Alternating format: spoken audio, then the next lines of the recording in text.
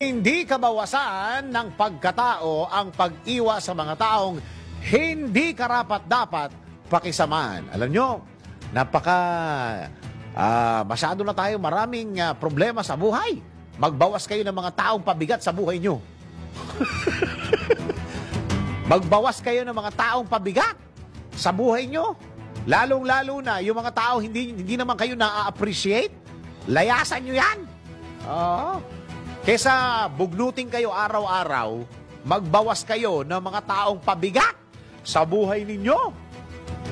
Lalong-lalo na yung hindi naman na-appreciate yung kabaitan ninyo, kasipagan ninyo, lahat ng mga pabor na ginagawa nyo sa isang tao, hindi naman napapansin.